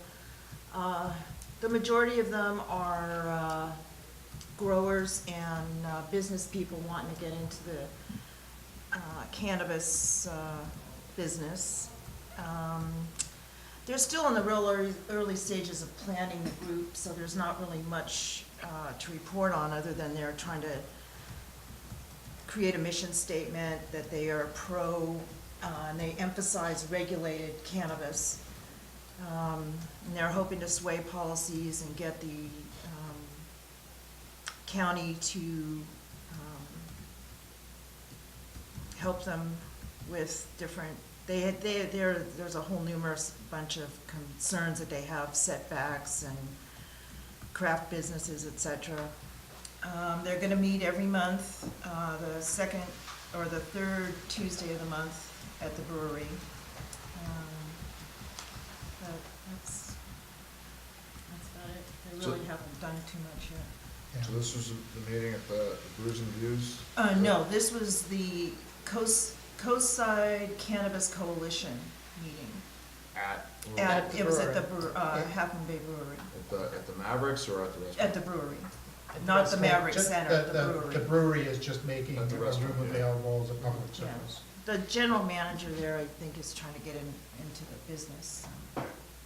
He's hosting the meetings there. Okay, anybody else have anything to report?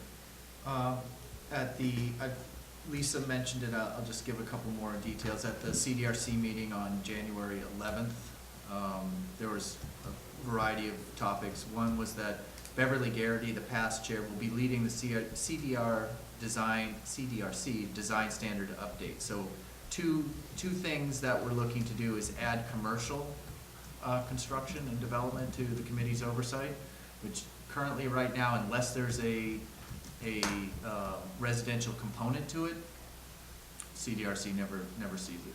So like one of the hotels in Montero, that will not come before design review. I believe one does have some units in the top floor, so that will come before design review, but one of them won't. The other is to include updates from our guidelines booklet. Update the community design manual. As we review our hearings, there's certain things that we would like clarification on or to be changed. So we're going to be compiling a list of those things and working on it over the next year to work with the planning department on, what are some things that we could get changed and then get those changes made. So I say in the next year we'll be working on the list. I don't know how long it'll take to actually get guidelines changed because they are part of the LCP. We did take a 4-0 vote in favor of the CDRC drafting a letter in support of the MCC's previous 2 letters related to the height measurement criteria. So the CDRC is definitely on board on that. It's a confusing thing that we don't really look at actual height numbers because those were already reviewed by the planning department before that project came to us. So the architects get out their devices and they look and they make sure, but it shouldn't have come to us if there's a height limit violation. We're looking at the subjective standards of mass, scale, and relative height. And then the last thing is they're talking about developing a coastside planning and building annex. There's like a little office down by the Farm Bureau building, I think, on Main Street. But they're talking about possibly having something on the Midcoast that has maybe some more staffing so that people don't have to drive over the hill for stuff at Redwood City. I don't know how far along that is, but it might just be that they add more resources down at the little office they have on Main Street. But seeing as how it's for the Midcoast, it seems like it'd be nice if the office was in the Midcoast, if their annex was in the Midcoast. So we'll see about that. And yeah, that's it.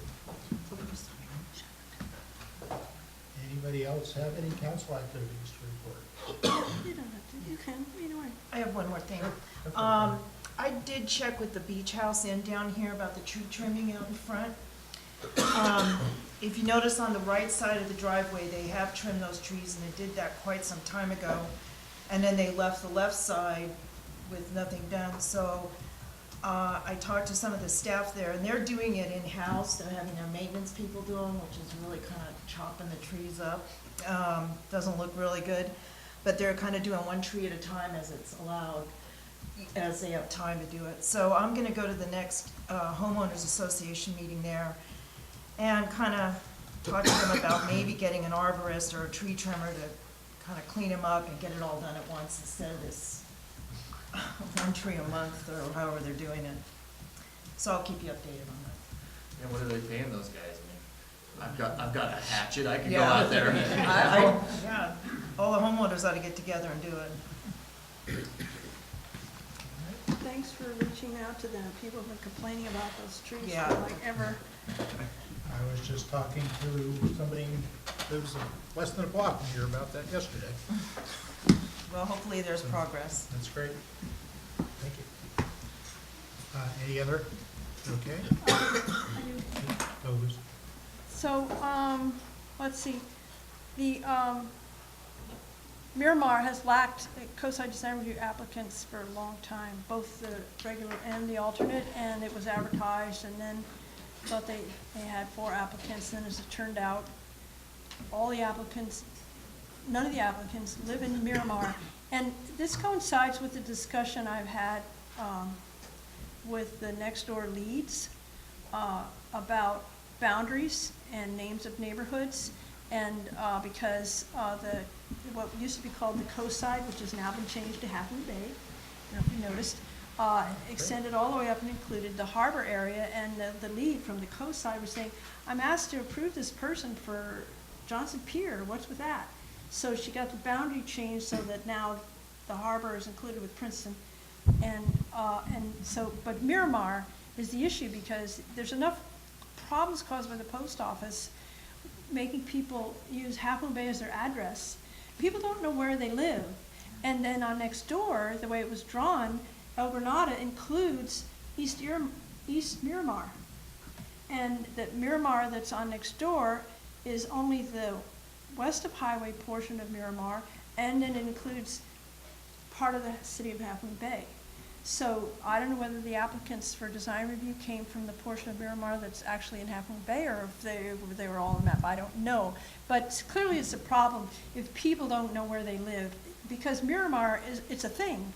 You know, it's a thing for the county, because the Midcoast Council, you have these different areas, and design review. Miramar is an area which gets to have a community rep advise on new houses there. And if people live in Miramar don't know they live in Miramar, maybe that's why the committee isn't staffed. And then also the fact that MCC has never had a resident of Miramar, well, hasn't had a resident from Miramar since Rick Lohman, back when. And anyway, I've been working to try, but, the reason I'm saying this now is because if anybody's listening and they live in Miramar, in any of these places I described, contact, because Miramar on next door, also the leads are not active, and nobody is stepping up and fixing the boundaries of Miramar, and it takes somebody from Miramar to do this. So there was that. I got more. And the ultimate thing to look at is if you're registered to vote, look at the precinct you're registered to vote in. That's the most accurate way for the county, and it's not necessarily for the Is there a precinct called Miramar? Yes, there is. Oh, I didn't know that. You sure? Well, it's not called Miramar, but this is the problem. it covers that section of Miramar, yes. They're numbered, the precincts are all Yes. numbered. Okay, so County Airports Manager Gretchen Kelly sent me an email December 20th. Safety inspection by the TSA identified campers along Airport Street as a security risk. Don't ask. They plan to submit application to designate airport perimeter as no truck or camper parking zone. And I asked, and she said, this would just be, she reached out to me because I live in Pillar Ridge. She wanted to know if that would be a problem with our residents. I said, can't park there anyway. It's just chock-a-block full of cars. I'm not talking about the campers. I'm talking about the cars from just, they're always there. They're just stored there. They're wholesale. Don't get me started. Anyway, so I asked just the east side of Airport Street she's talking about, and it would probably be no RV campers or large trucks. Cars would be okay. So this sounds like it would have all sorts of unintended consequences, but I just wanted to let you know that's in the works. I suppose we'll see that when it comes, whatever. Next thing I want to report on is a row of about 24 cypress trees that were planted in the Caltrans right-of-way between 8th and 9th Street in Montera last weekend. We heard about this from a Montera resident, and I contacted the planner because the MCC had commented on the 8th Street landslide repair in 2012, and which involves the house between 8th and 9th, and we had asked that in the landscape replanting that they don't plant outside the existing tree canopy area to keep those views open. And so she's working on it. That's Summer Burleson she's working on it. I got an answer back today, and she said their building permit hasn't been finalized yet, so that sounds like they'll have good leverage to get some, at least that one whole 13 trees that are down there by 9th Street taken out. But anyway, so that's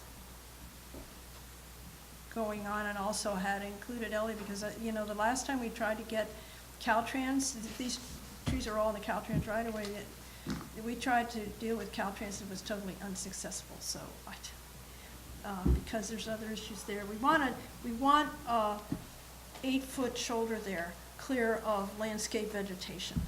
There's level ground for it, and this is a Caltrans policy. There's no reason we can't get these hedges and things out of the way so that people can ride their bike and walk there safely. The last thing is, just a heads up that next CDRC meeting, February 8th at 1 p.m., they have on their agenda a discussion with Planning Manager Joe LeClaire regarding design review and landscape standards. I suppose this is a preliminary to the updates you're considering? Excuse me, it's a separate thing that Bruce Chan, who's one of the architects on the committee, who's a landscape architect, Stuart Grunau, who is a building architect but is very interested in the new WELO standards and landscape, are really wanting to develop a much more robust list of list of acceptable plants and stuff, so that, because every time we look, it's required that in the design plans that there be a landscape plan. And all the time there's charts of all these plants and the Latin names, and it's, there has to be research done, like, okay, is this unless somebody happens to know. I get emails asking for mine. Yeah, exactly. Yeah, So it's like, I don't it'd be know. so much nicer if we could just have like a big old list, like choose your plants from this list, as opposed to like, okay, we got to go through your whole list and no, okay, yes, no, I don't know what this is. So that is, I think, what Joe is going to be talking about on that. But Joe is also interested in helping us with the updates to the standards. But we've already said that's a long, that's a year. We're just going to start maybe talking about what general things we might be looking at, and then starting a list for the first few months, and then working through that over the next year. So there won't be any big revelations at the next meeting with regard to the updates to the standards. Well, it piqued my interest because he's in charge of long-term planning. He's the one that made the presentation at the Planning Commission workshop, and any chance to ask him questions seemed worthwhile. The other thing on the agenda is an update from Chris Liang on the draft letter that the committee approved for supporting the building height issue. And I would say that I don't know if people know Joe. Joe's, in my opinion, my interaction with him, a really good guy. I have confidence in Joe to help us with this. So. Okay, that's all I have. Okay, I do have one follow-up to the discussion at the beginning of the meeting with Caltrans today. Sort of out of the blue at the end of the meeting, one of the guys who was representing the maintenance department at Caltrans said, by the way, I've been hearing from my guys that there's a drainage problem results in puddling and hydroplaning about 700 feet up towards the tunnel. And can't you fix that as part of this, because that's a safety issue also. So I just wanted to let people know, Caltrans is aware of those drainage problems. They're trying to get them fixed. They're trying to avoid having to have a separate project to fix them. So, don't know. And Ellie, I think you said there's another project going on that might cover that.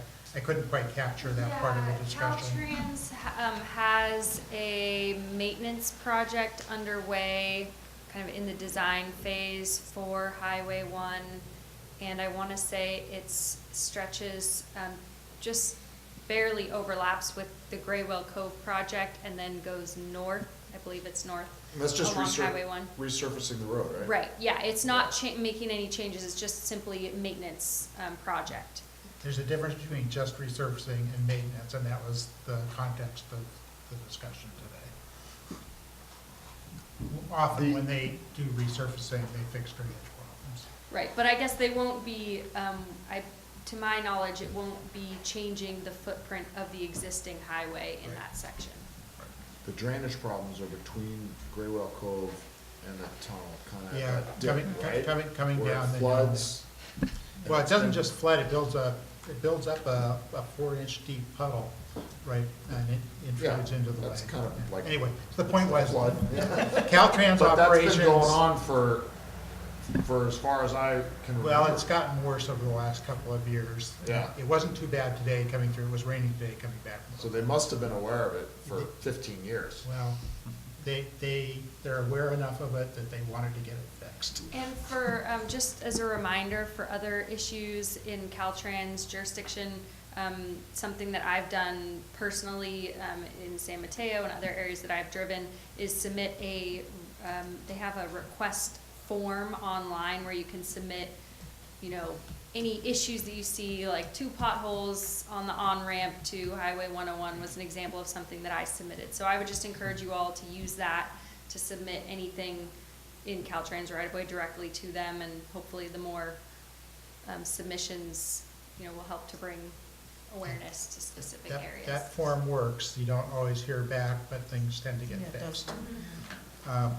The other thing that I noticed yesterday walking on Murata Road was that the yellow can buoy that marks the personal watercraft area was up on the riprap. So I filed a form with Coast Guard, and they called me back today and asked about it. So they will get that fixed.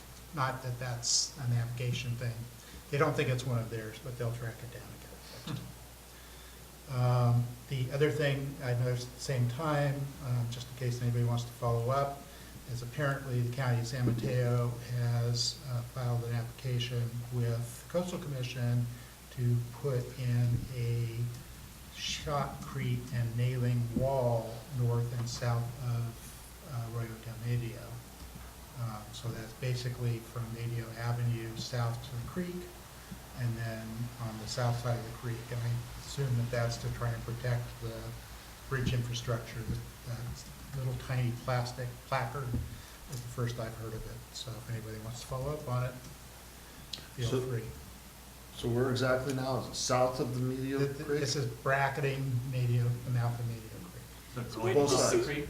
No. Creek or out on it's the where- mouth? where- It's basically where they dumped the riprap last year, south to the creek. And then from the south edge of the creek out towards where the riprap is, I believe. So where did you see this? There's a little tiny plastic embedded placard Oh, walking around you saw. walking Oh, that's around all. it. So I don't know, Okay. I don't know, Ellie, if you've heard anything about that, I was gonna contact Public Works. So this is not the long-awaited sheet pile in Murata Road, but it's in that same general stretch. Is there a county emblem on that? It's County of San Mateo. It's got like 20 words on it. So You would think that there would be some kind of a, it's just a public notification, and that's all it is. There's no application number, no nothing. This is south at the southern end of Murata Road? It's the southern end of Murata Road. So I know Public Works is doing some, I don't know if it's emergency maintenance or maintenance around the pedestrian bridge yeah, so at the they, south end of so Murata. it sounds like it might be temporary fix before the permanent no, project. this is, if it's a shotcrete wall and nailing, that's not Temporary. any definition of temporary. Well, they, And I know that there's a utility line that runs under there, I believe, So GSD is already in the process of removing their sewer line across there. The water line's already gone. I believe that the power lines, if they have not been removed, are already scheduled to be removed. And for anybody who's not looked, since I'm talking about it anyway and running on, the wing walls have been eroding and falling off piece by piece. And in this last set of storms, the wing wall at the northeast end, which was the last one that was intact, pretty much collapsed. This is on the old arch bridge. It has nothing to do with the pedestrian bridge. The pedestrian bridge is completely independent of the old arch bridge. So, and there's a very large tree trunk in there. So my guess is what happened is during the big storms, the tree trunk washed in, banged back and forth against the wing wall and knocked it loose. So, anyway, One thing I forgot. your coastside report. Chris? Sorry to dribble on, one last thing. So I got an email from Sue Digray. She's a council member for Pacifica City Council. She wanted to discuss with me the aircraft noise letter that we wrote and submitted to the FAA last year. I responded to her and said that, yes, I'm available to meet. Haven't heard back from her on when. However, I would just say that when I talked to her, my first comment is gonna be, I'm not sure what else we can do. Anecdotally, I have not heard the aircraft noise as much from my house. I haven't seen any postings on Nextdoor, so it might be worthy of me calling one of the two people who came and spoke the night that we voted on the letter to see if in fact there have been some significant changes, because it seems like something has changed, but it seems hard to believe that it would have happened that fast, you know. So I'm curious what Sue wants to talk about and what her position may be, and it may be that Pacifica's position and the Midcoast position are not necessarily on the same page. I'll leave that for people to ponder. If they've rerouted and it's flying over Pacifica out there, do we want to get on board with, you know, asking them for more changes? If they've rerouted it away from the Midcoast, are we happy with that? If Pacifica's on their own? I mean, of course, you know, we're all on the coast side here, but I'm just saying our positions may no longer be exactly identical. But I'm curious what Sue has on her mind, and I will meet with her, and then I'll report back to the MCC on that. All right. Anybody else's memory, John? Okay, fine. We're done with council activities. Future agendas, as I mentioned at the beginning of the meeting, we have the annual retreat here Saturday morning. Public is welcome. Does anybody have suggestions for future agenda items? The next meeting we have scheduled will be February 14th, so we don't need it today, but if you have something right now, let me know. All right. I have something that, I don't know about 2 weeks, It's 3 weeks. 3 weeks. But maybe, you know, would you like to hear something that could be out in the next month, or you just want to? If it's a suggestion for future agenda, by all means, bring it up. Yeah, so, two things, you know, number one, the